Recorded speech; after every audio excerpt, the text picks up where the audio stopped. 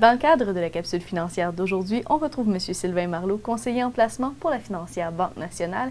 Et aujourd'hui, on discute des actions américaines. Est-ce que ça vaut la peine d'investir dans les actions américaines? Bonjour, M. Marleau.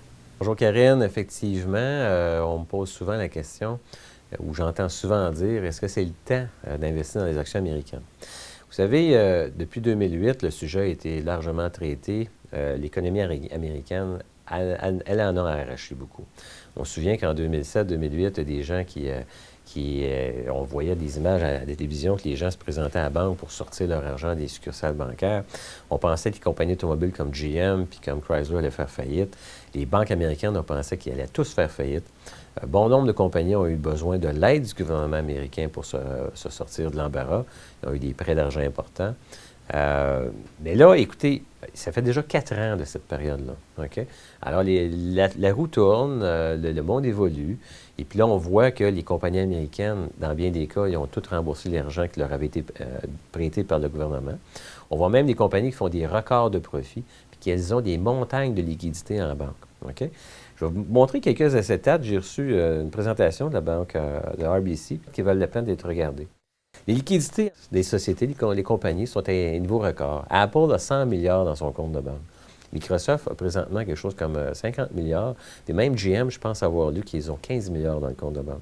Le dollar américain est plus attrayant que jamais. En ce moment, là, aujourd'hui, début mai, là, ça coûte à peu près 99 sous canadiens acheter une pièce US. Le dollar américain a plus de chances de faire du chemin vers la hausse que le dollar canadien. On nous parle, par exemple, les finances des sociétés américaines sont très saines. Puis au niveau total, là, il y a à peu près de 2 billions de dollars de liquidités dans l'ensemble des compagnies américaines. Alors, en principe, si on vivait un autre choc important de l'économie, les compagnies sont en position pour y faire face. On nous dit qu'au niveau du pourcentage des dividendes qui sont versés, par exemple, une compagnie peut donner 30 de ses profits en dividendes à ses actionnaires, mais c'est à un niveau record. À un niveau bas record. Ça veut dire qu'il y a de la place pour augmenter les dividendes pour pas mal de compagnies. Au niveau du dollar canadien, écoutez, nous autres, les Canadiens, on achetait des actions américaines vers 2001. Ça nous coûtait 1,60 $ canadien acheter une action américaine. Aujourd'hui, ça nous coûte 99 sous. Alors, c'est très intéressant parce que quand le dollar américain prendra de la force, le dollar canadien perdra de la force, on va faire de l'argent sur le dollar en plus d'en faire sur les actions. On nous dit que depuis en 2010, juin 2010, à chaque fois qu'on a des données sur l'économie, la majorité du temps, en tout cas, c'est des bonnes surprises qui sortent et non pas des mauvaises. Des indicateurs avancés, quand on regarde, il y a toutes sortes le chômage, on regarde toutes sortes des éléments, que ce sont des indicateurs, puis tout ce qu'on regarde vers l'avant, là, ça regarde bien. Au niveau de la création d'emplois, au niveau des 6 mois précédents, au niveau des États-Unis, le chômage a baissé un peu, alors qu'au Canada, le chômage a monté un peu. OK? Fait que la création d'emplois est à la hausse.